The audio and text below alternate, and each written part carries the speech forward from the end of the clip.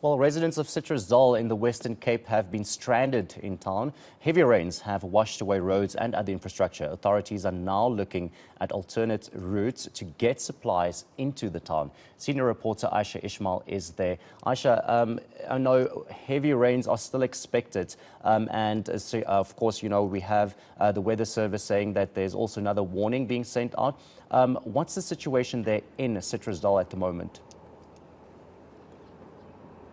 So, of course, the town of Citrusdal has been cut off. I'm not sure if you're able to see the visuals that we sent through this morning, where you could see the road from Cape Town, the R303 into Citrusdal, has collapsed completely. Water is flooding from the burst Olifants Rivier. So you can imagine people have been without supplies since Wednesday, and they're getting anxious. They're hoping that some supplies will be able to be brought into the town today. We know that the Gift of the Givers is trying to bring in a truck, but of course the problem now is to find a route suitable to bring the truck in. But I'm now joined by the Western Cape Disaster Management's Etienne du Toit.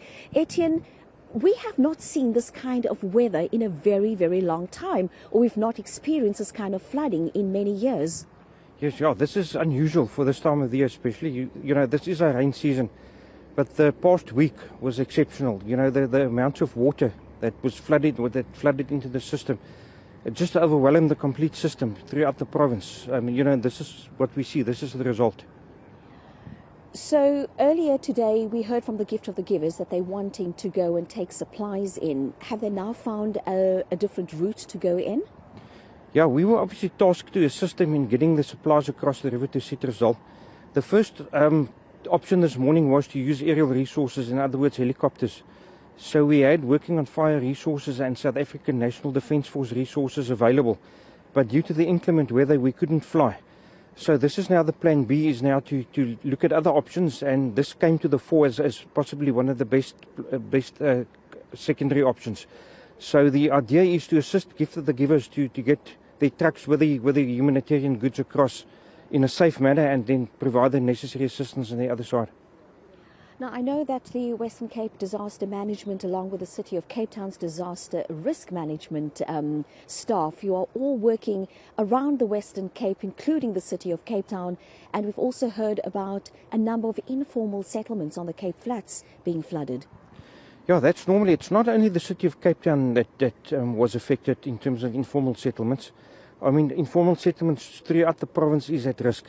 So it's not common only to the City of Cape Town. But yes, there has been numerous informal settlements that were affected. And then, of course, it's not only informal settlements where we're talking about people's houses, people's shacks. It's also in formal areas where I was in Paarl, and I saw people's homes being flooded as a result of burst dams and rivers. Yeah, absolutely. Informal as well as formal residential developments, as well as extensive agricultural developments like this, has been affected, as well as to a certain extent residential areas. But we shouldn't discount the actual damage caused to agricultural infrastructure as well, which is immense. And we will only get the real picture, you know, in a week or two's time once we've completed the assessments. And of course, there's more rain predicted? Yes, there is more rain predicted, although it's starting to subside, and although we expect some downpours throughout the evening, early into next week we expect it to start to settle down. Okay, thank you so much for your time. And that was Etienne du Toit from the Western Cape's Disaster Management Centre. And of course, during my conversation, you would have heard me talking about other areas in the Western Cape also affected by the heavy rains and the flooding. And as you can see at the back, we've got the South African Police Services as well as members of the Western Cape Disaster Management trying to find an alternate route to get to the town of Citrusdal to take some supplies to the people. And as I'm just going to ask my colleague Mario Pedro to turn around, because it would appear as if the gate is going to be opened now for the Gift of the Givers to finally come into this area, to drive across this low water bridge so that they can get some supplies in to the residents of Citrusdal. When I spoke to Ali Sablé this morning from the Gift of the Givers, he was saying that people are getting agitated. They were hoping that they would receive some supplies by yesterday. Then we heard this morning that choppers were going to go into the area to drop some supplies, and because of the heavy rains and the winds, they were not able to do that. And now, of course, it would appear as if the trucks from the Gift of the Givers would be able to come into this area and go across this low water bridge to take some supplies in to Citrusdal. And Ayesha, just to double check with you, you haven't heard of any incidences or people having to be taken to the hospital or drownings in Citrusdal specifically? We've not heard any reports of any drownings at all in Citrusdal. There was one person who drowned in the city of Cape Town, and that was, in fact, that was in the Overberg area, and that was the only one that we heard about so far. No reports of people having to be taken to hospitals. And as you can see there are some people trying to walk across to lead the way and to find a safe way for the Gift of the Givers trucks to come in to go along that path to finally get some supplies to people on the other side. But once we're able to get onto the other side, we will bring you those visuals, and once we're able to get across, we will do another crossing again. Yeah.